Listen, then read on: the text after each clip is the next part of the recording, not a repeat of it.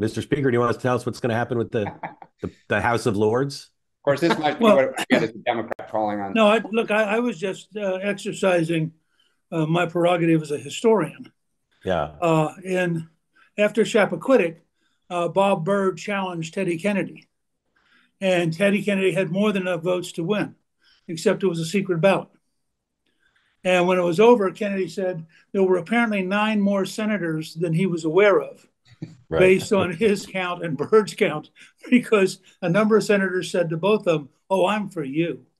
So I Right. think this notion that it can't be done, and of course we're talking, as you said, we're talking about the august Senate and not the kind of more staid behavior that we in the House expect. Uh, but I think it's very possible. I do think it's intriguing, and you guys may have really started something to suggest that they have an open vote.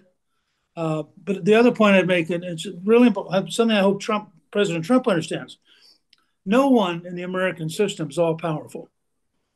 The system's designed to ensure that no one is all powerful. They can be pretty powerful. Roosevelt discovered this when he tried to pack the court at the peak of his popularity and got killed by the Senate, turning him down brutally.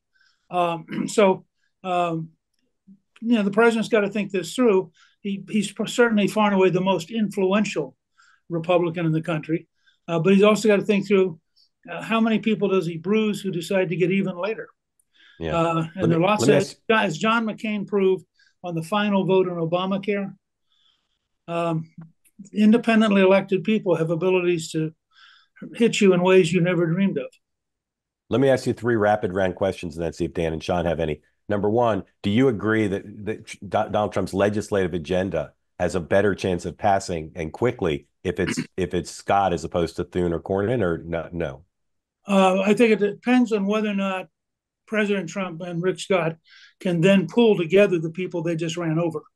Yeah. Because again, I mean, you got to ask you always have to say, and then what?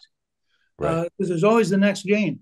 But I do think that Scott clearly, if the Senate decides it wants to end the McConnell model, then Scott's clearly far and away the boldest and most radical.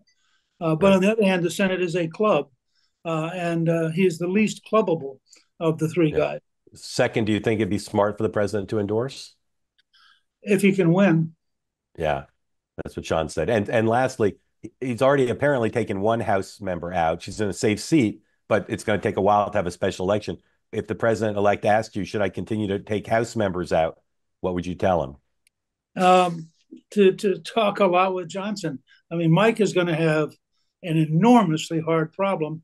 And unlike the Senate, where governors can immediately replace the missing senator, you've got to go through, every state has unique election provisions.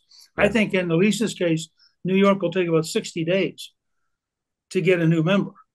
Well, that means you have 60 days with an empty Republican seat. And I'm guessing that their probable margin is 5 or 6.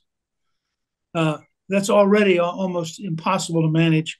And if you then get it down to 2, and one of them decides they got to go home for the weekend, I mean, Johnson has the hardest job in Washington today. Yeah, she could keep her seat obviously until she's confirmed, and maybe the process would be different at that point.